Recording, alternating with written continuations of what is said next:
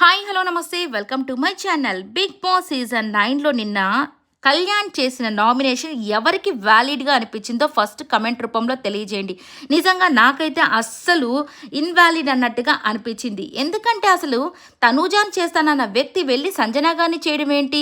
అది కూడా ఇమాన్యుయల్ టికెట్ ఎందుకు ఇచ్చాడు? నువ్వు తనూజాన్ చేస్తావంటే ఏం పాయింట్స్ పెడతాడా అని అందరూ ఆతృతగా చూస్తూ ఉంటారు. ఇదే కదా బిగ్ బాస్ అంటే. అసలు ఒక మనిషి చుట్టూరే తిరుగుతున్న వ్యక్తి ఆ వ్యక్తి గురించే నేను నామినేట్ చేస్తానని చెప్తే అసలు అతను ఏం పాయింట్స్ చెప్తాడు? అతనికి ఎందుకు ఆమె మీద అలాంటి పాయింట్స్ చెప్పాలన్న ఉద్దేశం కలిగిందో, ఆ పాయింట్స్ వినాలన్న ఆసక్తి ఎవరికైనా ఉండడంలో తప్పేమీ కాదు కదా. ఇమ్మాన్యుయల్ చాలా డైరెక్ట్గానే చెప్పాడు, నేనే తనూజాని వేద్దాం అనుకున్నాను, సరే నీకు ఎక్కువ పాయింట్స్ ఉన్నాయి కాబట్టి నువ్వు వేయని చెప్పి నీకు టికెట్ ఇచ్చినప్పుడు వెళ్ళి సంజనా గారిని వేయడం ఏంటి?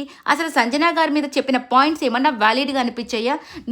మీరు ఈ వారం అంతా చిల్ అవుతున్నారు, మీరు చాలా మంచివారు, మీరు చాలా గుడ్ పర్సన్ మేడం, మీరు అసలు సూపర్గా ఉంటారు, కానీ ఈ వారం మీరు ఎందుకో కామ్గా అయిపోయారు కదా మేడం, దీంతో అయినా మీరు యాక్టివ్ అవ్వండి. ఏంటది అసలుకి? అదేమైనా వ్యాలిడ్ పాయింటా? నాకు నిజంగా ఉన్న ఇంప్రెషన్ కాస్త పోయింది. కానీ ఎక్కడ సంజన గారు తగ్గకుండా చివరిలో ఒక పాయింట్ చెప్పారు. ఒక సెలబ్రిటీని పట్టుకొని నువ్వు ఆమె చుట్టూరే తిరుగుతున్నావు కదా, ఆమెను వదిలిపెట్టి నీ ఆట నువ్వు చూపించని చెప్పారు కదా. నిజంగా సూపర్గా అనిపించింది. నిజమే, ఎందుకంటే కళ్యాణ్కి ఆ పొటెన్షియల్ అయితే ఉంది, ఎవరి సపోర్ట్ లేకుండా ఆడగలిగే సత్తా.